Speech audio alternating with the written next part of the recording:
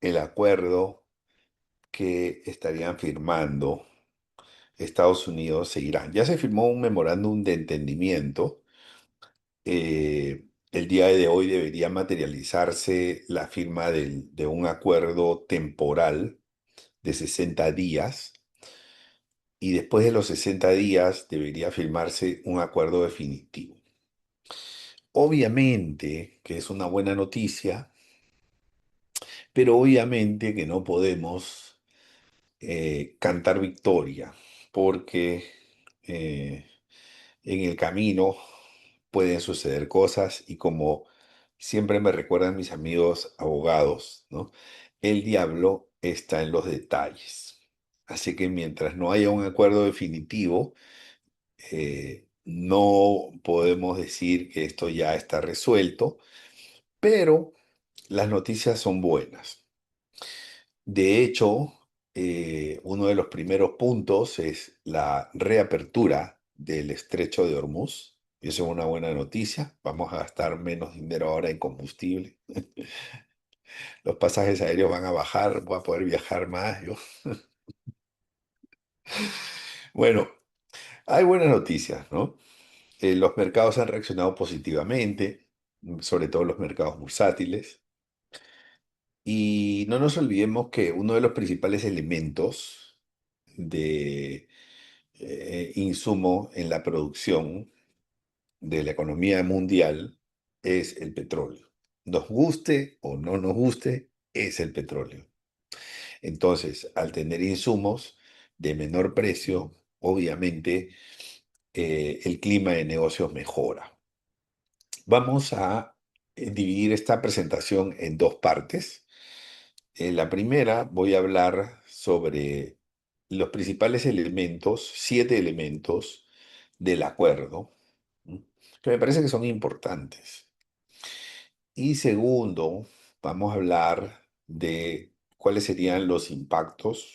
Yo traigo 4 impactos que creo que son notoriamente visibles para la economía, positivos, obviamente.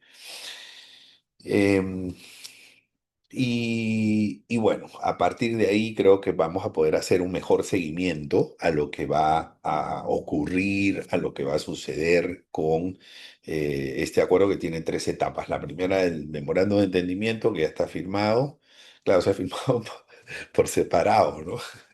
Luego viene, de hecho, Donald Trump está en Francia, en la reunión del G7. Y desde ahí, desde Versalles, dice que lo firmó. Bueno, después viene el acuerdo de 60 días. Van a ser 60 días de negociación, van a ser 60 días en donde se espera que todo fluya positivamente.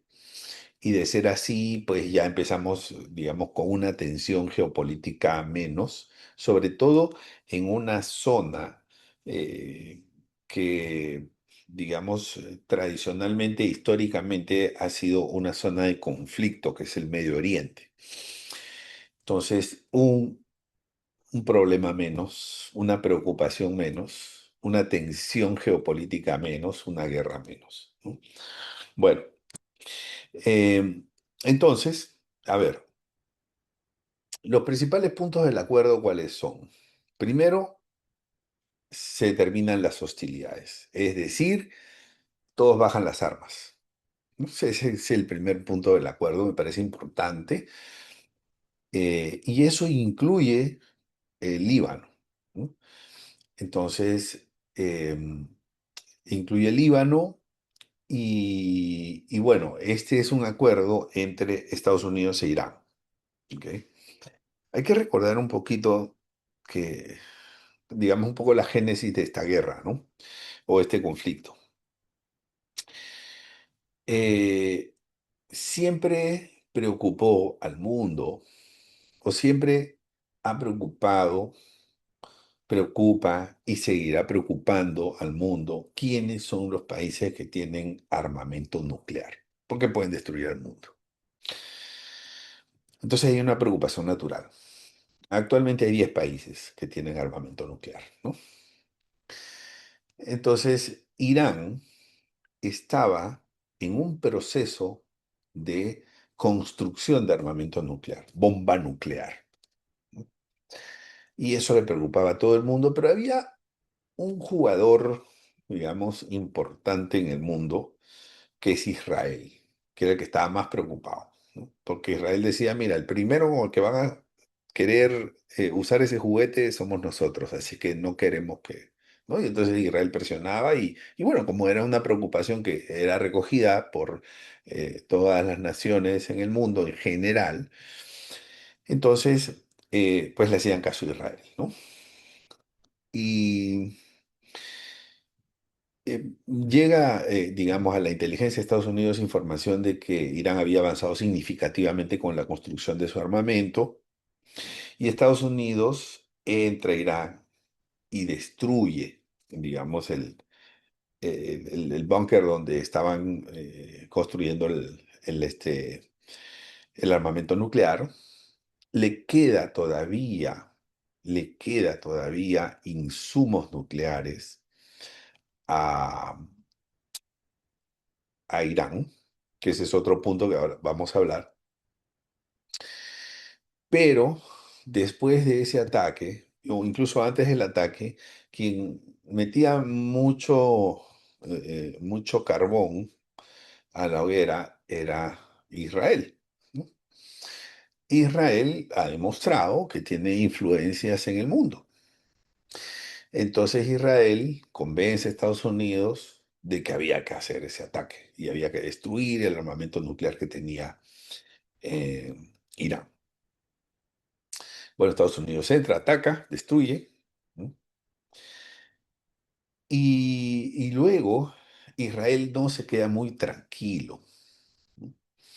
Entonces Israel empieza a atacar, le dice a Estados Unidos, mira, vamos a atacar, estos de aquí están poniéndose peligrosos y hay un ataque, ¿no? Justamente mientras nosotros estábamos en un bancaforo, se dio el ataque, en el mismo momento. Entonces, y después de ese ataque, bueno, vino todo el conflicto, todo lo que ya nosotros conocemos, ¿no? El encarecimiento del precio del petróleo, la pérdida del dinamismo de la economía mundial, la subida de precios generalizada, sobre todo de alimentos, pero en general, eh, y el cierre del estrecho de Hormuz. ¿No? Bueno, que es algo que, digamos, todos se han visto afectados, nos hemos visto afectados. Bueno, y entonces resulta que Israel empieza Estados Unidos se da cuenta que eh, había subestimado, es mi opinión, ¿no? O sea, yo creo que ellos se dan cuenta que habían subestimado el estrecho de Hormuz, el cierre del estrecho de Hormuz, que el problema era más peligroso y que obviamente la falta de suministro podía agravarse en el mundo. Entonces Donald Trump empieza a hace lobby nada más y nada menos que con China, y le dice, mira, que nos preocupa esto, y los chinos le dicen, bueno, a nosotros también nos preocupa, ¿no? Entonces se reúne con Xi Jinping, conversan, fue una reunión histórica, yo pienso, ¿no? Y yo pienso que de ahí quedó algo. Mira, no podemos perjudicarnos de esta manera.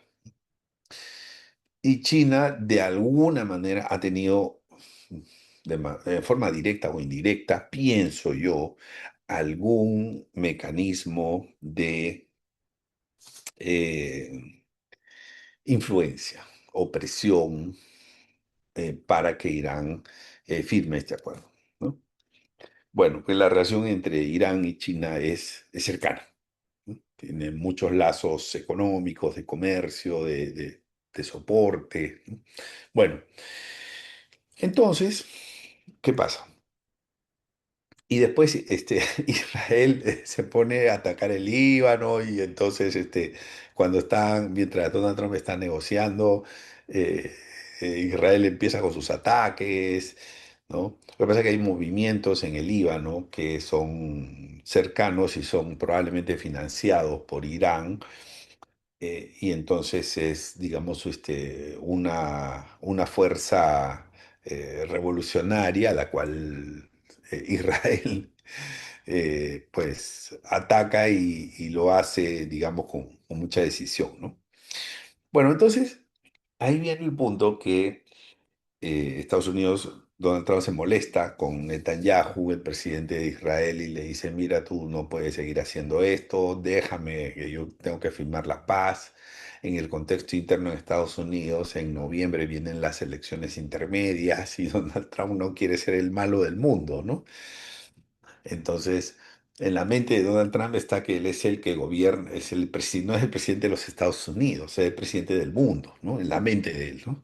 Entonces, y tiene que firmar la paz sí o sí, entonces, bueno, en todo ese contexto, pues, inician conversaciones, ¿no? Incluso cambia un poco el discurso de Donald Trump. Ya no se pone tan agresivo, tan belicoso, sino que busca la forma de negociar. Bueno, Donald Trump siempre fue un buen negociador. Eso se lo reconoce mucha gente. Bueno, con su estilo y con sus particularidades, pero normalmente fue un buen negociador porque conseguía resultados. Bueno, entonces el primer punto del acuerdo, mira, se terminan las hostilidades inmediatamente, ¿no? Bajamos las armas todos, las dos partes, incluyendo el Líbano. O sea, ni el Líbano ataca ni el Líbano es atacado, ¿no? Los movimientos, digamos, del Líbano que apoyan a Irán.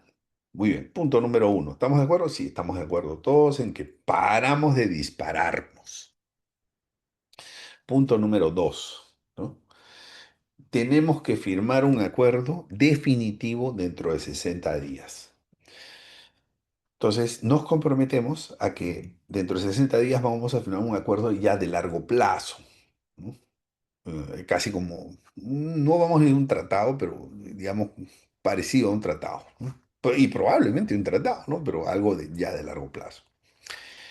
Entonces, son 60 días, se le puso ahí una válvula de salida, que son 60 días prorrogables por mutua voluntad. Pero el segundo punto importante aquí es que dentro de 60 días debería haber un acuerdo definitivo de largo plazo. No este en donde se toman medidas puntuales para evitar los efectos de los ataques mutuos, etcétera, ¿no? Tercero, fin del bloqueo naval de parte de Estados Unidos. Estados Unidos levanta todo su bloqueo naval y retira, después de 30 días de firmado el acuerdo definitivo, todo su armamento y todas sus fuerzas de guerra de la cercanía de Irán. Se compromete a eso Estados Unidos. Bueno, claro, que con el acuerdo definitivo ya podemos decir que aquí hay tranquilidad. Y el acuerdo definitivo obviamente va a decir que Irán no puede tener y no tendrá jamás un armamento nuclear, ¿no? Entonces ya con eso Estados Unidos está un poco más tranquilo y se puede retirar a preocuparse de otras cosas, eh, digamos, del interés de los estadounidenses, ¿no? El cuarto, este es importantísimo, el cuarto punto, ¿no?, del acuerdo es la reapertura del estrecho de Hormuz. Esta es una vía marítima clave, importantísima, ¿no? Se reabre, pero no solamente se reabre, ¿no? Sino que Estados Unidos le dice, mira, tú no puedes estar cobrando peaje. ¿Cómo es eso que estás cobrando $1 millón por los barcos que pasan y a discreción? Pero no puedes cobrar peaje. Entonces, Irán le dice, está bien, no vamos a cobrar, pero en 60 días va a estar, en 60 días. O sea, se reabre inmediatamente y en los próximos 60 días no se va a cobrar peaje, pero vamos a llegar a un acuerdo de largo plazo, ¿no? Para ponernos de acuerdo con Oman, con, digamos, otros países, a ver si es que es necesario cobrar un peaje, ¿no? O sea, pero, digamos, el compromiso en esta parte del memorándum de entendimiento del acuerdo temporal, el, eh, el compromiso de Irán es que en los próximos 60 días no se cobrará peaje a nadie, ¿no? Bueno, quinto. Este es importante, un fondo de reconstrucción, ¿no? De 300.000 millones de dólares para el desarrollo de Irán, ¿no? Estados Unidos está aumentando su nivel de endeudamiento. Estados Unidos no va a poner ese dinero, yo se los puedo decir. Es más, les han preguntado a ellos y ellos han tenido respuestas esquivas, ¿no? Mm, digamos, Estados Unidos va a ser como el recolector de fondos, ¿no? Pero no es el que va a poner, ¿no? Y va a recolectar fondos de los países cercanos que están sufriendo mucho, de Emiratos Árabes, de pues, Arabia Saudita, esos países que están ahí, digamos, y que tienen mucho dinero, ¿no? Entonces, con esos 300.000 de fondos de reconstrucción, se va a invertir en Irán y es muy probable que esa reinversión venga o esa inversión venga en infraestructura, ¿no? En, digamos, infraestructura sobre todo de los países del Medio Oriente que tienen los recursos, ¿no? Entonces, en energía, por ejemplo, ¿no? O sea, claro, lo que pasa es que Irán tiene el uranio enriquecido, que es el insumo para las armas nucleares. Pero el uranio enriquecido se puede también, a través de ciertos mecanismos, usar para la energía nuclear, ¿no? Y lo que hace falta en estos países es una mayor generación de energía, son desiertos, se requiere pues plantas de tratamiento de agua, o sea, digamos, hay una necesidad muy, muy peculiar de infraestructura, ¿no? Entonces, estos 300.000 suena como que los países ricos van a meter fondos para generar infraestructura que termine beneficiando a Irán, pero también a los países ricos, sobre todo en temas de energía. Bueno, entonces, y el compromiso de Estados Unidos es ser como el que recolecta los fondos, ¿no? El mediador, el organizador de la Teletón, algo así, ¿no? Bueno, entonces, pero no es que lo va a poner Estados Unidos, no, no tiene y no quiere tampoco. Bueno, entonces, eh, el siguiente punto, sexto del acuerdo, es que se terminan todas las sanciones de Estados Unidos a Irán. Este es un punto bien importante, porque Estados Unidos le ha puesto muchas sanciones a Irán, tiene embargos, cuentas bancarias embargadas, activos embargados en diferentes países, sobre todo en el propio Estados Unidos. Y entonces Estados Unidos va a levantar todo eso, y este fue un pedido de Irán y ellos han aceptado, ¿no? Porque aquí, pues en toda negociación hay que también ceder, ¿no? Entonces Estados Unidos se compromete a levantar todo tipo de sanciones, ¿no? Ojo, todo tipo de sanciones. Y eso es bien fuerte, bien fuerte. Bien, el cronograma sí se tiene que negociar, cómo es que se van a ir levantando todas estas sanciones. Y luego tenemos el séptimo, que es el compromiso que Irán no va a tener nunca jamás en la vida armas nucleares. Nunca. ¿Ok?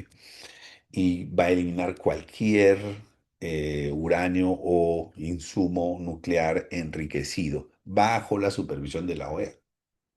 Porque eso era algo que Irán no aceptaba, nunca aceptó. Siempre esquivó, ¿no? Que la OEA tiene que supervisar ese desarme y ellos no, porque claro, si estaban construyendo armamentos nucleares no iban a exponerse, ¿no? Pero ahora lo han aceptado, por lo menos en este acuerdo preliminar. Esos son, digamos, los 7 elementos más importantes del acuerdo.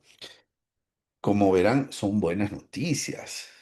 O sea, no vamos a esperar de que Irán sea un país que eh, pueda presentar situaciones bélicas en el futuro. Por lo menos la probabilidad es baja porque, o sea, claramente dice, me estoy desarmando, ¿no? La apertura del estrecho de Hormuz, el comercio internacional se va a reactivar, Estados Unidos también está cediendo. Estados Unidos está diciendo, ok, yo las sanciones que había puesto, ¿no? O sea, Irán, Venezuela y Cuba eran los países y Rusia, ¿no? Y Corea del Norte, obviamente, países más sancionados. ¿Ok? Los sancionan tanto que no los dejan entrar al mundial a los jugadores de fútbol, imagínense. ¿No? Es una cosa de locos. Bueno, entonces, eh, después de estos 7 acuerdos, ¿cuáles serían las consecuencias económicas? ¿Qué es lo que deberíamos esperar? Primero, lo que deberíamos esperar es que las expectativas de los inversionistas, de los que invierten en la bolsa de valores, se eleve, mejore, se ponga positiva. Y eso significa que los índices bursátiles suben. Es decir, si todo esto pasa, el mundo va a tener insumos más baratos, el comercio se va a descomplicar, la cadena de distribución, la cadena logística se va a descomplicar, va a favorecer el clima de negocios, va a haber más negocios, las empresas van a ganar más. Si las empresas ganan más, la bolsa sube, ¿no? O sea, si las empresas, mejor dicho, si los agentes económicos, los inversionistas creen que las empresas van a ganar más, entonces la bolsa sube, ¿no? Noticias positivas, la bolsa sube. Noticias negativas, la bolsa baja. Bueno, ¿y qué pasó? La bolsa subió efectivamente. Aquí lo que tenemos es primero una reducción de la incertidumbre que lleva al alza a los índices bursátiles, los presiona hacia arriba. ¿Por qué? Porque las incertidumbres, que son, digamos, los desconocimientos de lo que podía pasar, por ejemplo, preguntas no respondidas como ¿hasta cuándo va a estar cerrado el estrecho de Hormuz? No sé, incertidumbre. Me trae abajo los índices bursátiles porque se suspenden en inversiones. Se suspende el clima de negocios, ¿no? Se paraliza, se hace más lento.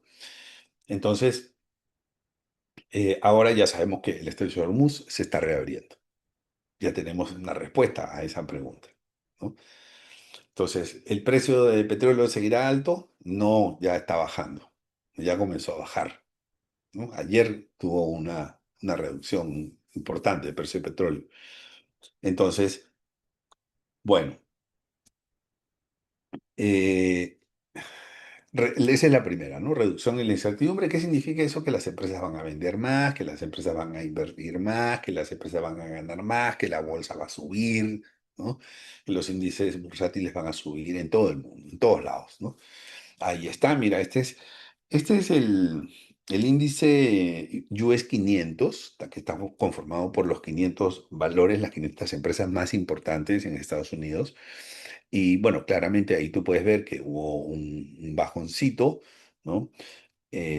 Por las expectativas negativas que ya nosotros conocemos, que esto fue en abril. Después se recuperó, ¿no?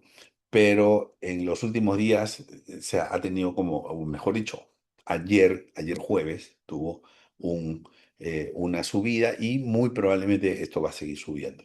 O sea, va a recuperar su pendiente positiva. Obviamente, tiene que estar en línea con los resultados del acuerdo, porque si en el acuerdo entre Estados Unidos e Irán no se llega a buenos términos, entonces, digamos, vienen lo que se llaman las malas noticias, ¿no? Y los índices bursátiles se caen, ¿verdad?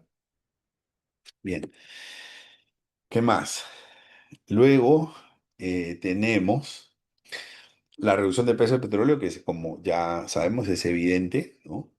Y si el precio del petróleo baja, entonces, número uno, el transporte que usa, digamos, los derivados del petróleo, la gasolina, combustible, el diésel, lo que sea, lo que corresponda, ¿no?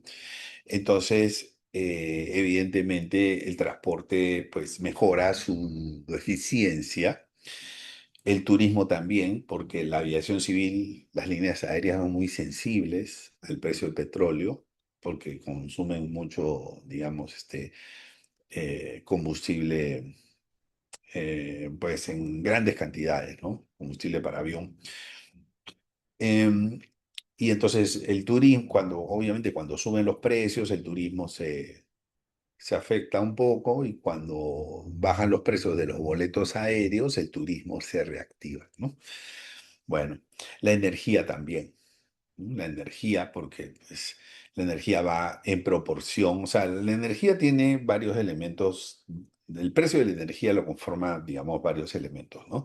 El agua, que digamos, se usa para la generación de energía, las fuentes renovables, como, digamos, el viento, el sol, y también los combustibles fósiles, ¿no? El carbón, el petróleo. Entonces, si el petróleo baja de precio, en términos ponderados, la energía también va a bajar de precio. Y los alimentos, ¿no? Los alimentos, ¿por qué? Porque los alimentos se tienen que distribuir y el combustible es parte de, digamos, es como un 30% del costo de los alimentos, digamos, el costo de transporte, ¿no? Es como un 30% más o menos. Pero además, porque los alimentos requieren fertilizantes y los fertilizantes son derivados del petróleo. Entonces, si el petróleo sube, los fertilizantes suben también, porque son sus derivados. Y si sube el precio de los fertilizantes, ya sabemos que eso significa que los alimentos también van a tener que absorber esos costos, esos mayores costos, los alimentos suben. Y ahí hay algo, normalmente cuando los alimentos suben de precio ya no vuelven a bajar, eso no es como la gasolina, ¿no? Que la gasolina a veces sí baja de precio, pero con los alimentos normalmente no ocurre lo mismo. Bueno, ahí está la bajada del precio del petróleo. O sea, fíjense que cuando se comenzó este año, el precio del petróleo estaba en 64, llegó a más de 100 y hoy en día está en, bueno, ayer terminó en 76, ¿no? En 76. O sea, eh, 76 considerando que había iniciado el año en 64 antes de todo el conflicto, y que en el peor momento del conflicto estuvo como en 112, 113, por ahí. Entonces, ojo con eso, porque ya ha alcanzado niveles récords, ¿no? Desde que comenzó el conflicto está en su nivel más bajo. O sea, lo que está significando eso es que el mercado le está creyendo a, al acuerdo. Está creyendo que el acuerdo se va a firmar, que hay una buena intención, buena voluntad de las partes, y está confiando en que ese documento finalmente se va a materializar, ¿no? Si no cayera el precio del petróleo, mi interpretación sería el mercado no le está creyendo. ¿Mm? Porque a Donald Trump no es que todo le creen. Esa es la verdad, ¿no?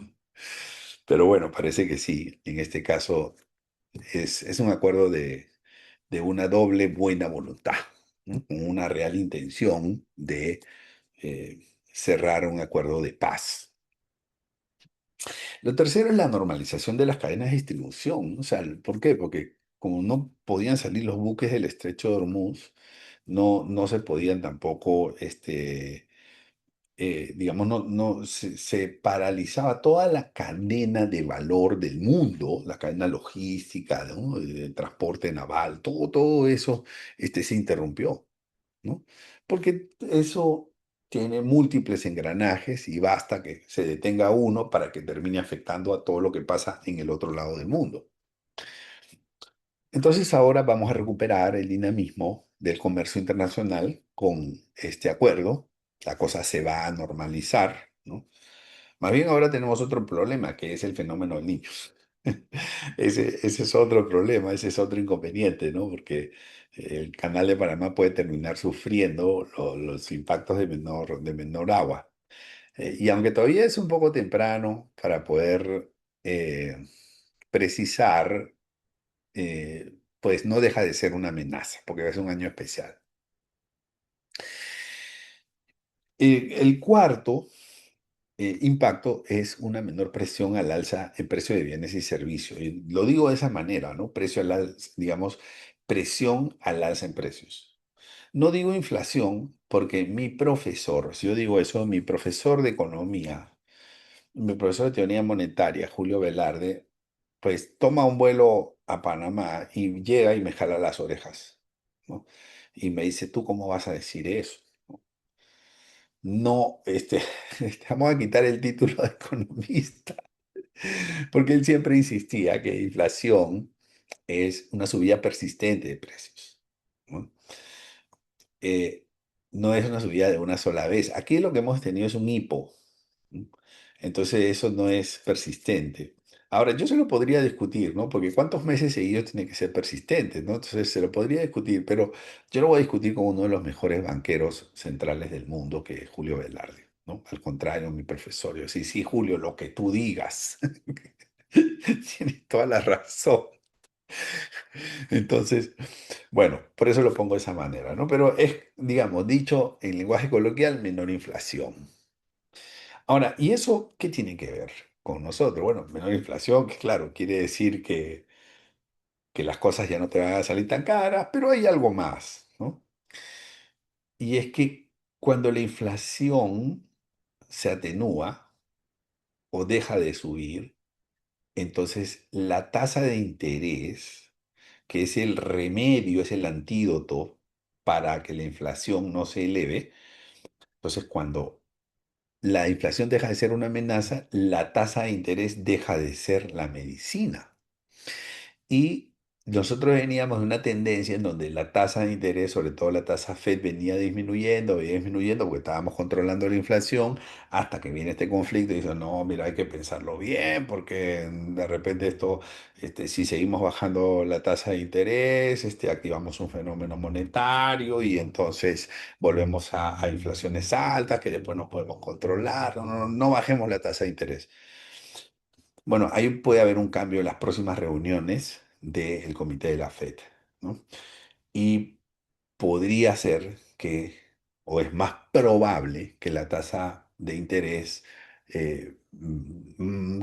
mantenga su tendencia a la baja. Esta es la inflación, mira, la inflación de Estados Unidos. Entonces ya tú te das cuenta que desde el mes de marzo ya la inflación venía alcanzando niveles altos, ¿no? Superiores al 3%, ¿no? Entonces tú dices, bueno, oye, esto realmente está como preocupando, ¿no? Entonces, eh, y esto que ustedes ven que estaba ocurriendo en los últimos meses, esto de aquí, ¿no? Deja de ser una amenaza porque si el precio del petróleo cae, ¿no? Entonces evidentemente se pierde esa inercia a incrementar costos, ¿no? Que finalmente terminan implicando aumento de precios. Bueno, entonces, eh, esta amenaza inflacionaria, pues de repente ya no la vamos a tener. Y miren, esta era la tendencia, este es el último año, esta era la tendencia de la tasa Fed, que venía disminuyendo hasta 3,75, ¿no? Estaba en 3,75, o sea, está hasta ahora en 3,75, pero este año no se ha movido la tasa FED. Este año no se ha movido. Y cuando se pensaba que iba a moverse hacia abajo ligeramente, viene todo este conflicto y pues el comité de la FED decide ser cauteloso y deja de mover la tasa, ¿no? Pero esto podría, ahora sí, se puede activar una disminución de tasa siempre y cuando pues, el precio del petróleo mantenga su tendencia bajista, como pareciera que va a ocurrir. Bueno, amigos, esas más o menos son las conclusiones de lo que nosotros podemos observar. Muchísimas gracias.